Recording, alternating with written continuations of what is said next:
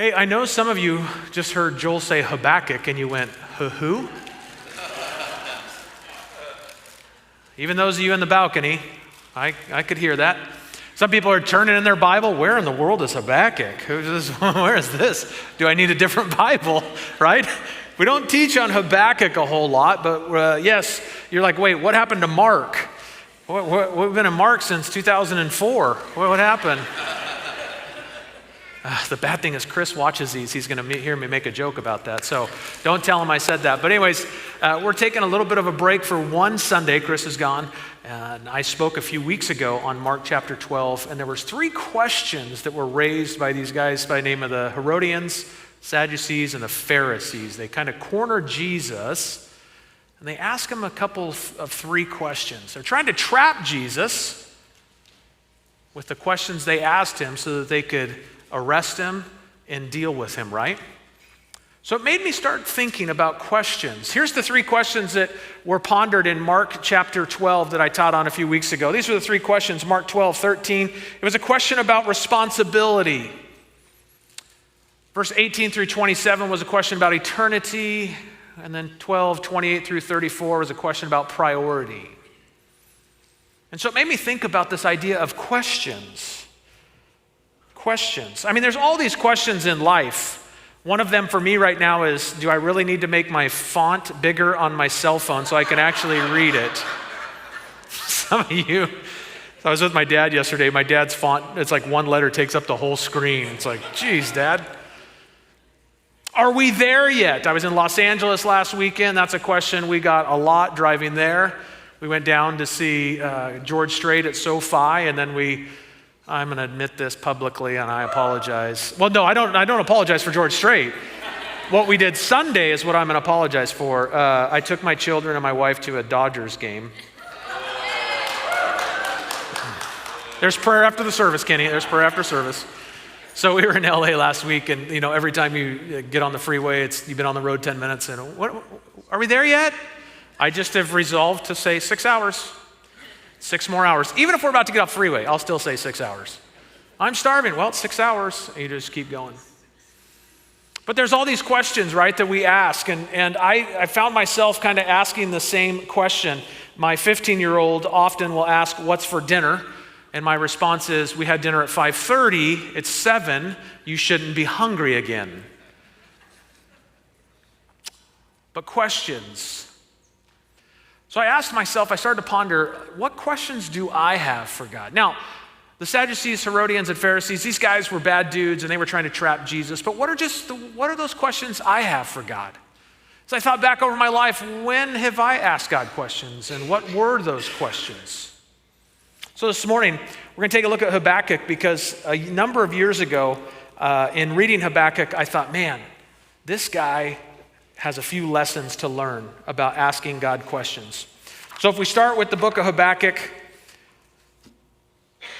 I would love to give you a spelling test because I had to look at it about 7 times as I was doing all my notes. But yeah, Habakkuk's not one of those books that we fall into often. But a number of things about Habakkuk. If you throw that bookshelf up there on the screen, there's kind of this way to look at the Bible on a bookshelf. And we're going to zoom in just on the Old Testament, but that's all 66 books of the Bible, 39 in Old Testament, 27 in the New Testament. But if you break it down like this, the first 5 books of the Bible are the law, Torah, the books of Moses, the first 5, Genesis, Exodus, Leviticus, Numbers, Deuteronomy, those are the first 5. Then you have another section of 12 right there in the middle of the top of that, and that's the history section of the Bible, of the Old Testament. The next 5 we would talk about are poetry or wisdom, Psalms, the Proverbs, those pieces. Then you have this second set of 5 that runs after the poetry and wisdom, and that's the major prophets. We'll define what we mean by major in a second. And then the last 12 books of the Old Testament are what we call the minor prophets. Amos, Obadiah, some of those, Hosea, Malachi, Zechariah, all those are in there. Minor just meaning that they're shorter. Not that they're any less important or there's smaller prophecies in there or prophets, but they're just shorter books. So those are the 39 books of the Old Testament, and Habakkuk happens to be the 8th book of those minor prophets. So couple things about Habakkuk. Here's what his name means. His name means to embrace or wrestle with God, or to wrestle. If we're honest, we probably would say our name means to wrestle with God from time to time in our life. Or wonder, what in the world are you up to, God? A couple other things about Habakkuk. When he was around, he walked the earth around the time of Jeremiah, Nahum, Zephaniah, and under the reign of Josiah. That's kind of the time period in Josiah's reign in southern Judea where he was living and where we find the message from the book of Habakkuk in that time period. Somewhere in 640 to 609 BC is where we find the book of Habakkuk. And lastly, I'd say this about Habakkuk. Habakkuk knew Scripture. He was a competent theologian. He was no dummy. And he also had a great faith in God. And this is going to come into play when we read parts of chapter 1, 2, and 3 that we'll see this play out. I'm going to read you a paragraph that I found that kind of summarizes Habakkuk better than I can. And it says this: Habakkuk lived in the final decades of Judah, Israel's southern kingdom. It was a time of injustice and idolatry, and he saw the rising threat of the Babylonian Empire on the horizon. Unlike the other Hebrew prophets, Habakkuk doesn't accuse Israel or even speak to the people of God. But instead, all of his words are addressed to God. The book of Habakkuk tells us of Habakkuk's personal struggle to believe that God is good when there is so much tragedy and evil in the world. So that's a little bit about Habakkuk. What are you going to do when you get to heaven and you meet Habakkuk or Amos and they say, "Did you read my book?" It's the clean pages of our Bible, right? Some of these minor prophets.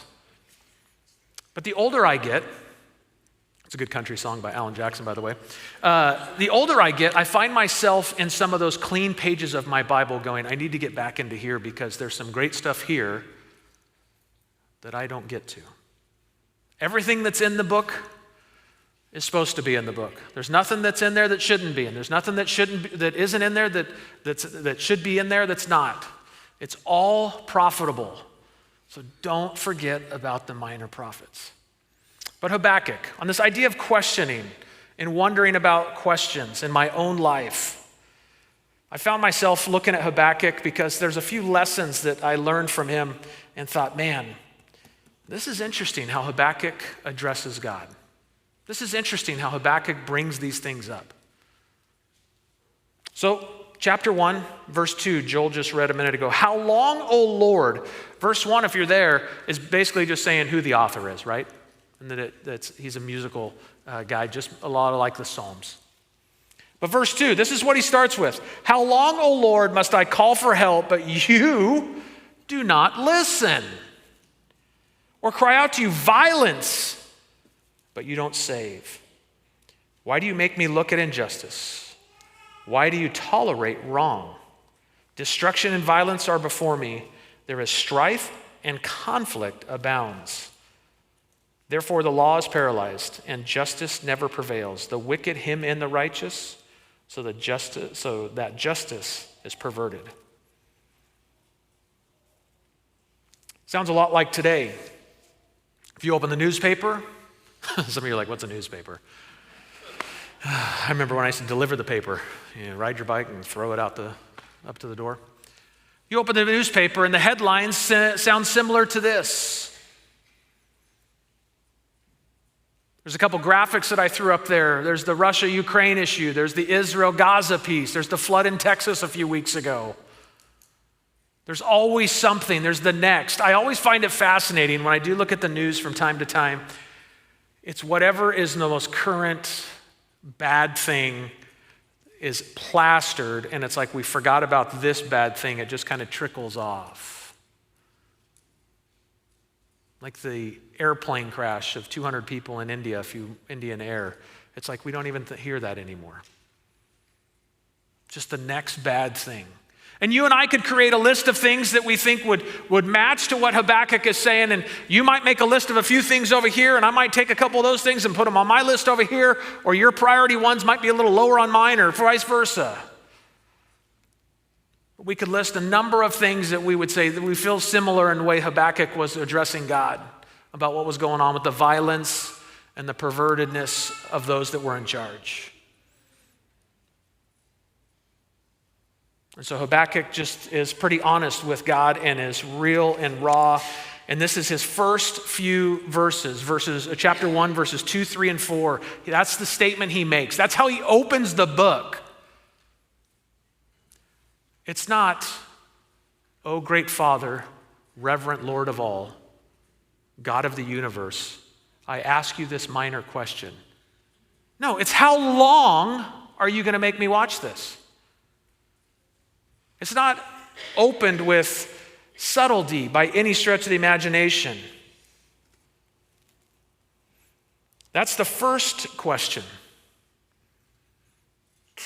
Verse 5, 6, 7, and following, the Lord answers, but I want to jump ahead because he asks another set of questions, which is this. We find this in chapter 1, verses 12 and 13.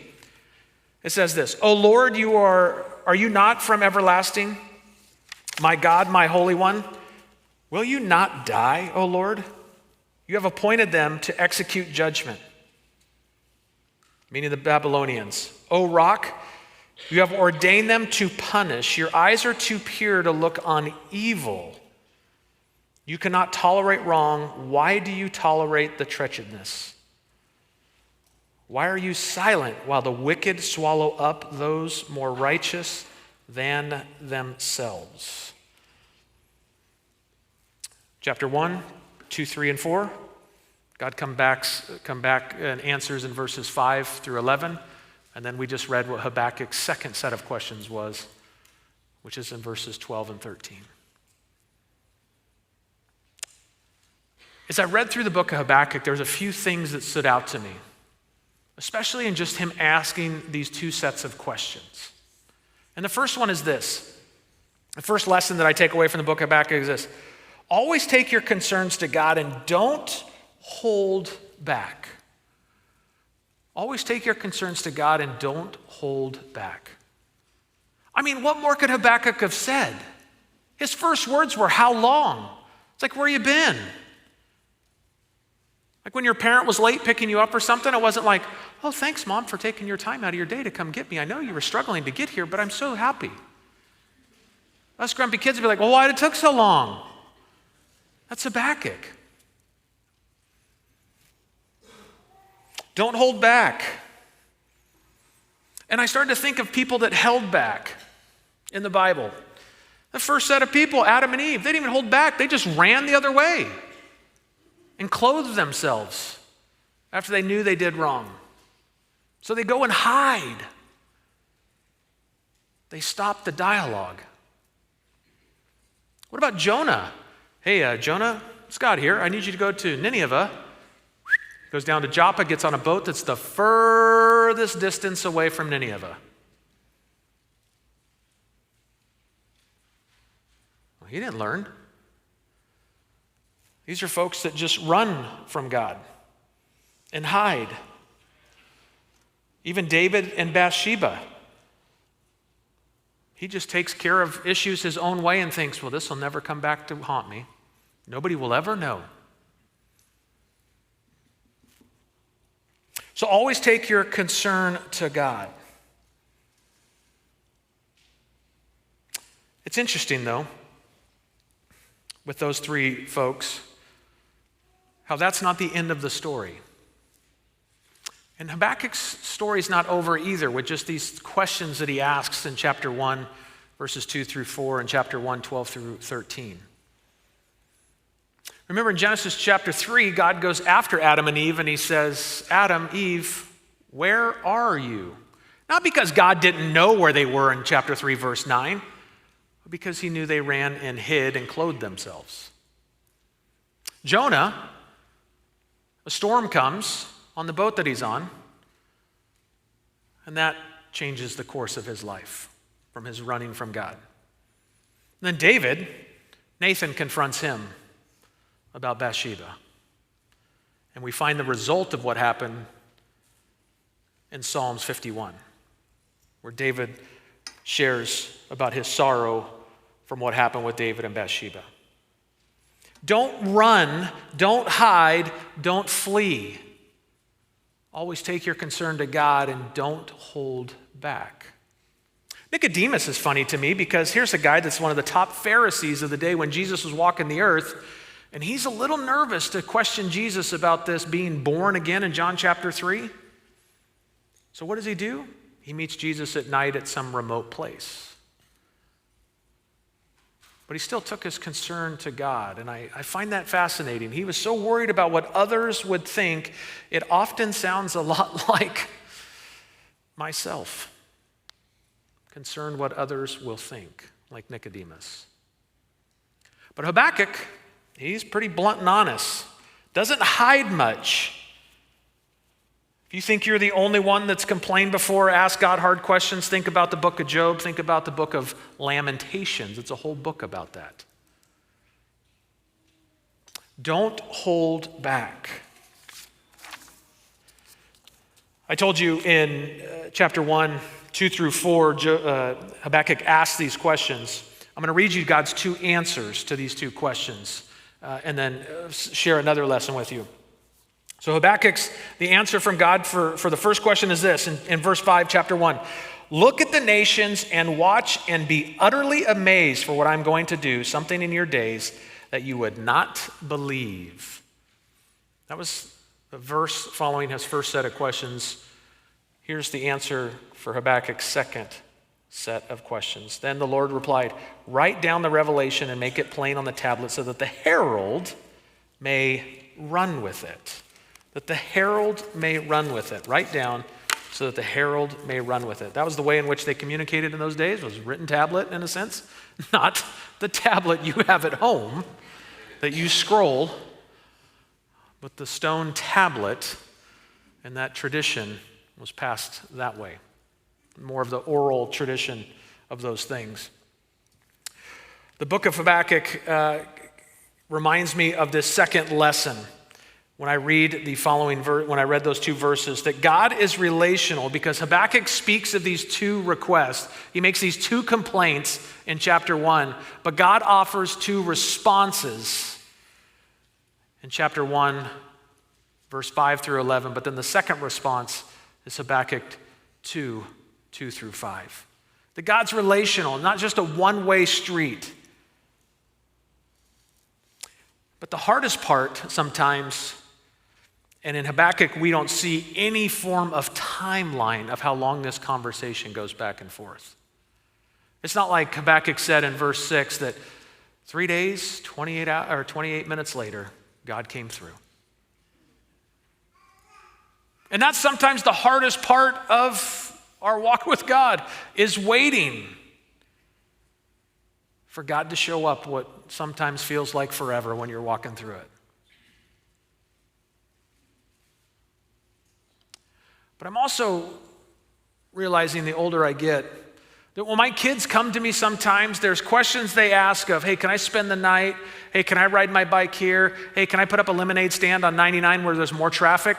That I probably have a better answer for some of their questions than they do.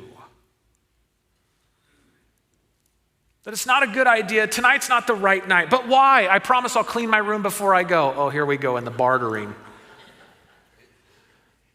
I'll take out the trash.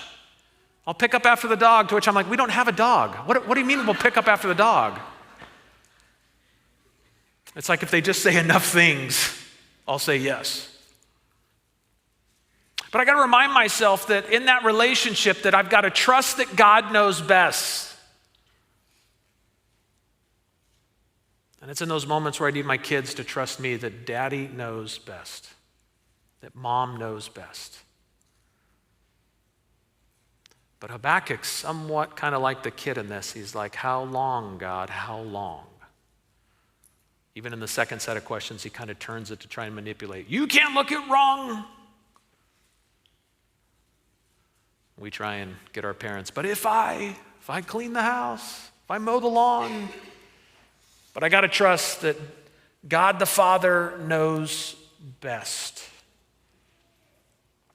That I know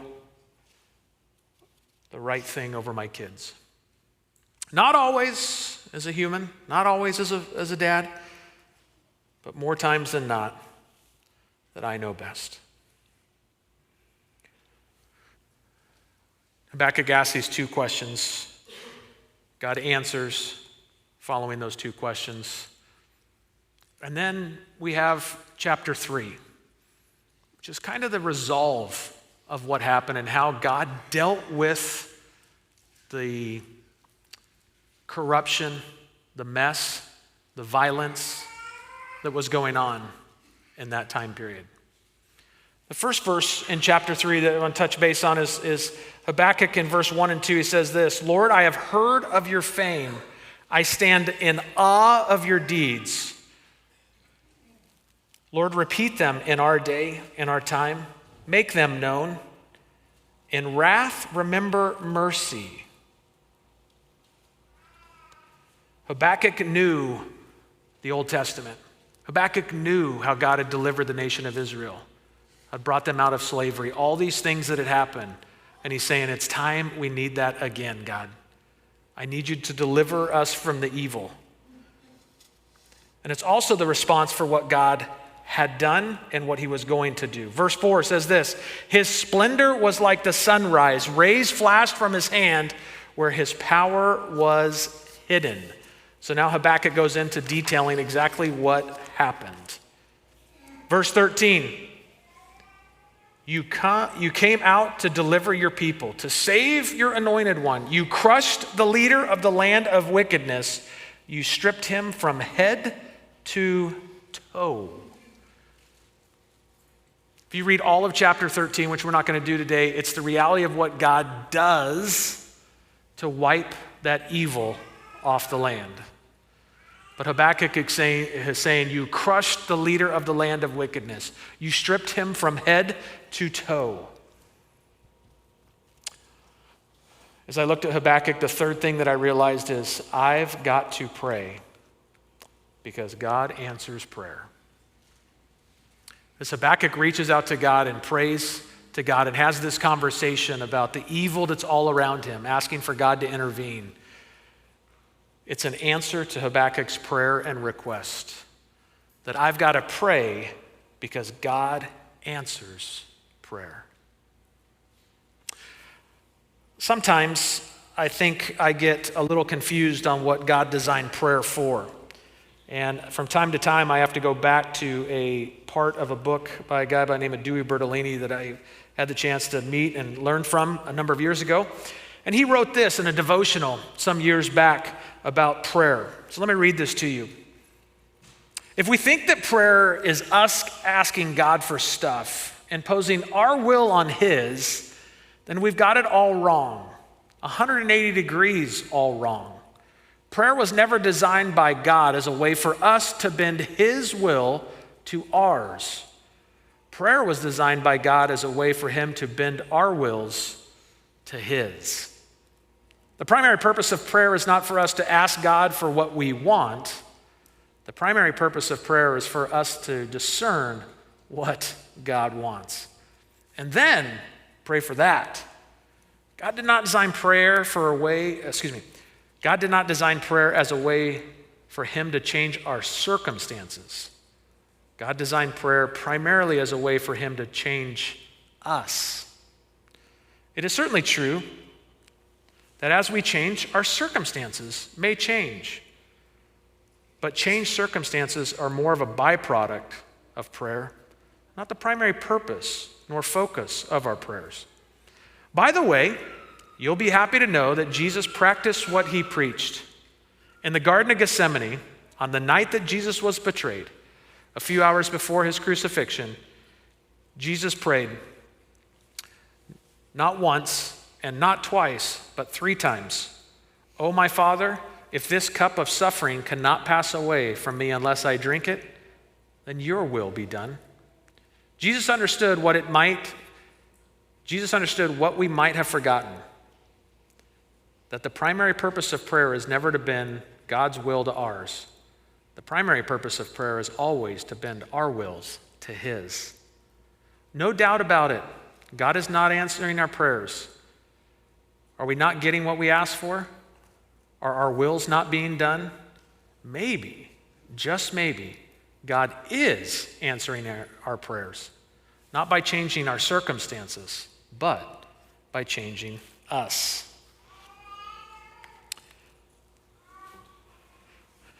Pray because God answers prayer. As I said a few minutes ago, it's not always that God answers it in the time in which I think would be best. But as I look back over the yesterdays of my life, I can see how God has answered prayers. Not always in the way I thought it would happen, but what I do see also is the way in which it changed me for the better. Doesn't always feel good when you're in the middle of that prayerful season or feel like he's always right with you.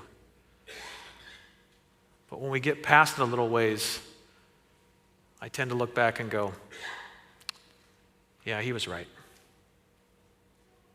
He was right.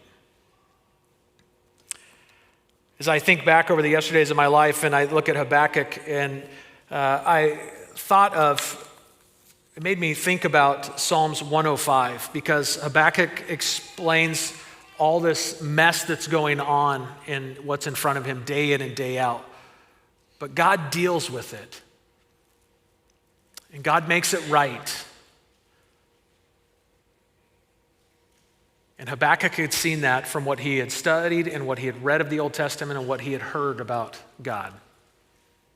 It made me go back to think of Psalms 105:5 that says, remember the wonders he has done, his miracles and the judgments he pronounced. Remember the wonders he has done. Because Habakkuk had known about a lot of things that God had done up to history and to that point.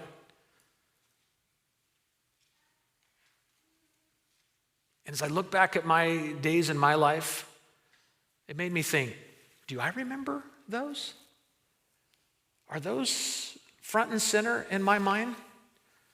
Or have they kind of lapsed?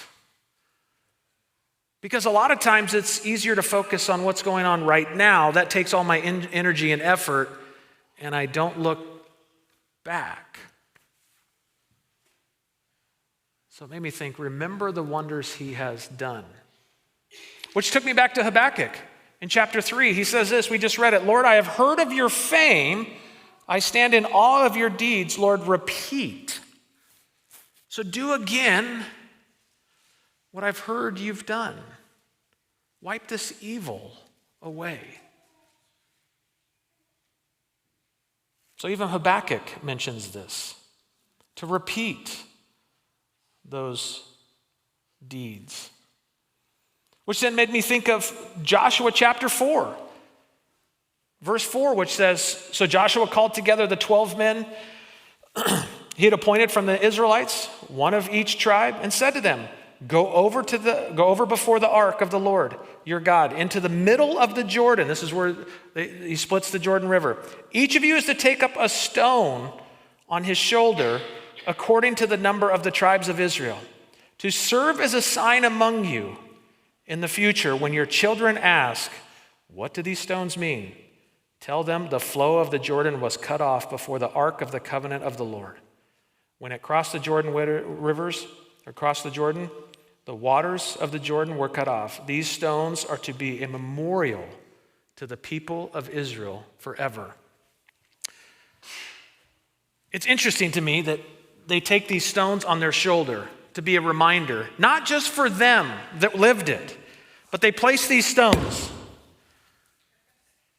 to be a reminder for their children and the generations to come, to remember the wonders he has done. Which then again convicted me. Have I remembered the wonders he's done in my life? Or am I just focused on this 24-hour period? Remember the wonders he has done. Don't forget the wonders he's done. The focus so many times for us is on today. And the financial struggles, maybe a health struggle, maybe a family dynamic, But like I said, I sometimes am hard-headed. I was waiting for an amen there from a few of you that know me well. Kenny, you were one of them, I'm not going to lie. I was hoping you would catch. But I'm a little hard-headed, and sometimes I need to see visual things. I'm kind of like those folks in the book of Joshua in chapter 4. I need that reminder.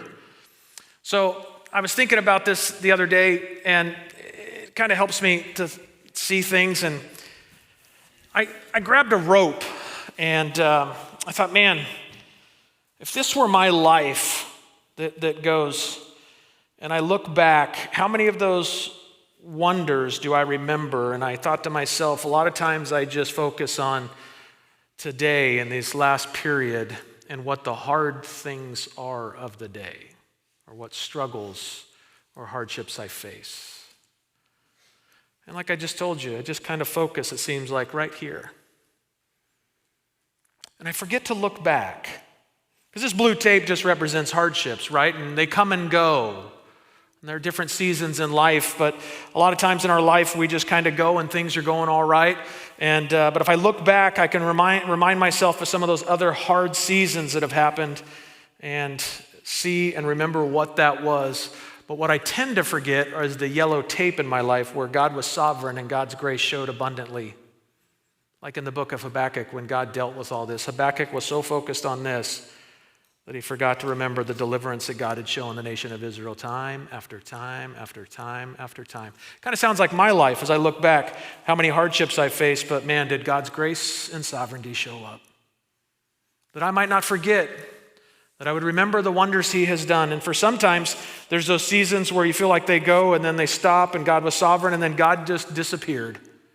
And you're right back into the hardship until God shows up again just for a moment. But then he comes back and we look at the sovereignty of God in our lives. Now, some of you, your rope is a lot longer than mine in life. And I need you to hear this. For those of you that are older and you can see the sovereignty of God and the grace of God, don't stop telling us younger people about it. I need to hear it, how God showed up in your life. The generations below you and below me need to hear the grace of God. All of you have a story in some way. I know some of your stories, and I could stand here. You'd be embarrassed if I mentioned a few things of you, but you would be able to stand up here and show the sovereignty and the grace of God in enormous ways. Don't stop telling us younger people about the sovereignty of God in your life. It's the gospel in your life being lived out. And some of you might get mad at me for this, and I'm okay with it in my life anymore. You've gotten quiet, and you just walk in church, and you walk out. But there's a generation, me and below, that needs your wisdom and your grace that you've experienced. Speak up. Please speak up. As I look back at the wonders he's done in my life, I experienced one yesterday. And knowing that I was coming here today to speak about this, I'll share two verses with you. As I look back at the wonders of my life, it made me start thinking about what would I say are some of the wonders of my life. And the first one I find out of Romans, and that's Romans 5:8. But God demonstrated his love for us, that while we are still yet sinners, Christ died for us. And that's the fact that Christ died on a cross, gave his life and rose again on Sunday, shed his blood that I might be forgiven and live eternally with him. It's the basics of the gospel. I'm a sinner, I'm broken, I can't fix it, only he can and did on a cross that I might have eternal life. The second verse that I share with you as I look back at the wonders of my life is, I will not leave you as orphans, but I will come to you. See, my dad left, my biological father left before I was even born. My dad had an affair on my mom and left, moved out. My older brother, Billy, can tell you remembers about moving dad out. So my dad was gone, estranged, a hard relationship with my dad most of my teenage years. Didn't want anything to do with him. So I got into my 20s, realized that the unforgiveness in my life was just hurting me more than it was hurting him, and the bitterness and all that stuff. So the first thing I would tell you about the wonders he's done in my life is that he's given me life and life eternal. The second thing is that God provided a lot of godly men in my life all through the church as I grew up that loved me and took me under their wing. But yesterday, I was in Nevada at my dad's house because about 4 months ago, my stepsister, Michelle, called me. Michelle is a few years older than me, and we don't talk a whole lot, but from time to time, we're all together at Thanksgiving and holidays, and in the summer, we might get together at Dad's house. So she called me, and she lives in Fallon, Nevada, and they are cowboys and cowgirls, and my brother-in-law, David, rides a horse to work. That's what I mean when I say a cowboy. So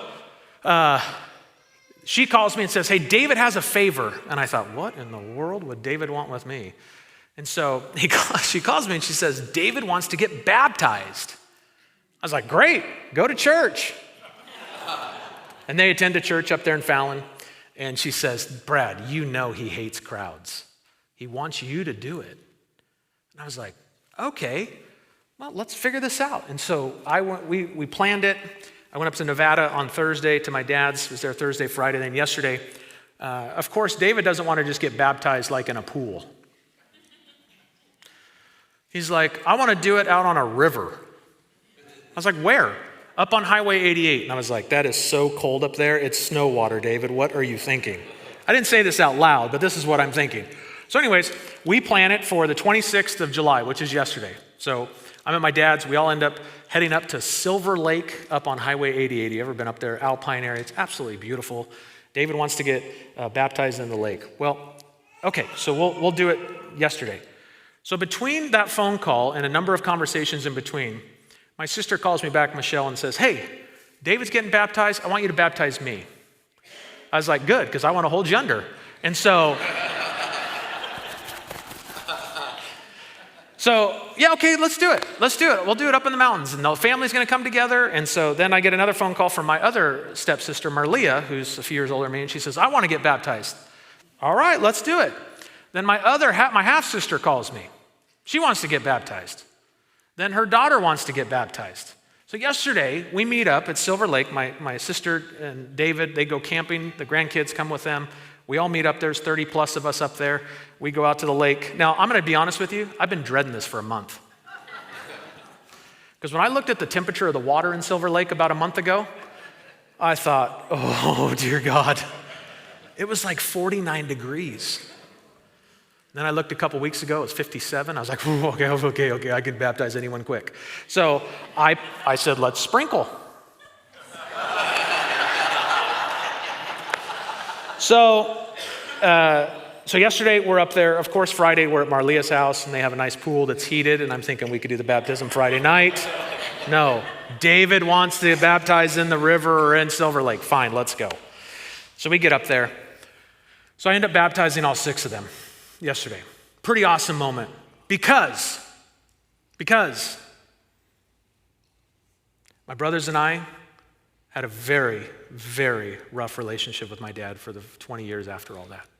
And if you would have told me when I was in my early 20s that someday you're going to baptize your stepmother, your 2 half-sisters and your 2 stepsisters and your half-sister and your niece and your brother-in-law, I would have laughed and laughed. I would have bet so much money against it. So we do the baptism. We go back up to the campground where my sisters are at. Whole family's up there. And I stop them. And of course, I'm always the volunteer. You're going to pray for dinner because I'm the pastor, so I always have to pray. So I take an offering in between too. But anyways, I was standing there. We're all in a big circle. And it's my dad who's 81, my generation, so my sisters and I. The next generation, our kids. And some of my sister's kids have had kids. So there's 4 generations of Quillens together. And I said, hey, I'm going to put all of you on the spot that got baptized today. And I started with David. David's not a man of many words. He's a cowboy, truly, rides a horse to work. I said, David, Why'd you want to get baptized today? So he kind of shares a little bit, 12 words, which is a lot for David. And then my stepmom shares, and she's 74, and she says, I wanted to get baptized today because for 74 years I haven't had it all together. And I want to live a life of righteousness and not live like I have. So they all go around. And at the end of it, right before I said, hey, let's pray, I kind of got started. My dad goes, son? I went, yeah, yes, Dad. It's still 47 years old. I'm still a little nervous, still scared. But he took his hand, he started to shake, and he said, kids, remember this day. This is a momentous day in our family. And to me, I thought, okay, we got to take a picture because we've got to document and remember the wonders he has done. I would have never thought I'd baptize that side of the family. But God in his sovereignty and God in his grace and through the work of forgiveness, yesterday was a beautiful day in our family's life. A third thing I would tell you as I look back and remember the wonders of my life, you can throw the list up there, is that I put youth camps and college tuition. This is kind of crazy, but when you grow up as a single parent kid, there's not a whole lot of money. But there wasn't a camp that I didn't go to when I was a kid, whether winter camp or summer camp or Mexico, that I didn't go to where God used those camps to work in my life. And some of the folks sitting in this room probably gave to where I could go back in the day. College tuition, I write up there because when I was at one of those youth camps, it's when I thought, God, okay, I feel like you're asking me to go into ministry and spend my life working in the church or in some form of ministry. I thought, I can't go to Bible college. Private school is way too cheap or way too expensive for this cheap single parent kid. A couple people heard about this. Two couples in particular. And I got a note from them. My mom actually got a note from them, and it said, hey, we know Brad's wanting to go to Bible college. We want to financially help him. So every month, they would send a check. These two different couples would send a check to the school I went to, Simpson University, and went straight to my tuition, my 3 years that I was there. There's another piece of that. I would come home in the summers when I was gone, and I would work construction for a guy by the name of Brian Jerner, and some of you might know him. His brother Scott and sister-in-law attend here. But Brian Jerner is an old friend my brother used to work for in the trades. And I'd work for Brian in the summer, and I'd say, hey, Brian, I'm going to work like 40 hours a week, but only pay me $75 or $100 because I'll spend it. Just take the remainder of the check at the end of the summer. When I work all summer, tally it up and just send it to school. Brian said to me one time, I'm not giving you the check. I don't trust you. You'll cash it on the way. So anyways, Brian would mail the check to the college. And I never knew the amount of the check until I went and saw the financial department. I remember going in each summer after that. I'd walk into the office and start trying to think about, okay, I'm going to write a check and I got to get all the numbers. And they would go through and say, hey, the two couples that have been blessing you, they gave $2,900 in the last year for you. And then there's this guy named Brian Jerner. And I'd probably work $3,000 worth in the summer. Well, he wrote a check for $5,000. And in the check memo it said, God bless Brad. And I look back, and those are some of the wonders that I need to remember. There's some of the wonders that I need to tell my children about. And I need to put a stone down and say, here's how God's been good in my life, kids. I was glad because my oldest son went with me to Nevada. Lori stayed home because her sister just got in town from Seattle. But I was glad that my son was there because he got to see those moments of God's redemption and sovereignty. And he's known the struggle I've had with my dad and my dad's family over the years. But yesterday was so sweet. The 4 hours we were there went by like that, and we were gone, heading down the road back to California. The last one I put up there is my godly wife and 3 healthy boys. Notice I didn't write the word listening boys. I wrote healthy boys. But I've been blessed immensely. And as I look back over the yesterdays of my life, God's been good. God's been good. Not always understanding the timeline that he had for me, but God's been good. And I think Habakkuk is saying the same thing. I'll leave you with this. Habakkuk said this in chapter 2. The Lord replied, write down the revelation and make it plain on tablets. Write down I am not a journaler. Anybody a journal in here? No one. Okay, 3 people. I'm not a journaler. But when I read this years ago, I started to write down some notes on an iPad. And I've done it from time to time. But some of you, as I've been talking, have thought back to the wonders of God in your life. You need to write it down. Because your kids need to know, and your grandkids need to know, and their kids need to know. That's what I got to watch yesterday, was 4 generations. So as you leave, in the lobby and up here on the sides are just some random Amazon journals that you might be a person that just writes a page or 2. Or you might just start sprinkling in the wonders that he has done in conversation with your kids over and over so they remember those wonders. I was convicted of that. What and how do I tell my kids about the wonders he has done? Not all of us are writers, but when I do go back and read it, it's a treat. To which my wife would say to me, well, doesn't that make you want to do it again? To which I say, no. I'm just not a writer. But how might you do that? Over lunch? On those long drives? How might you share the wonders he has done? Habakkuk ends with verse 19 in chapter 3, which says this: Yet I will rejoice in the Lord. I will be joyful in God my Savior.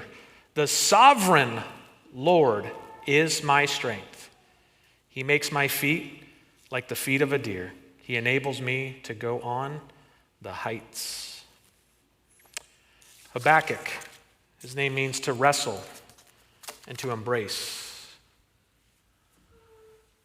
He was honest in wrestling with God, but he also embraced God's goodness and shared God's goodness.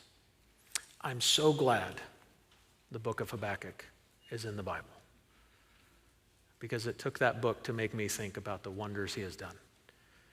May you and might you share the wonders he has done in your life to not only your kids or to your grandkids, but those that are your neighbors, your coworkers, and all around you.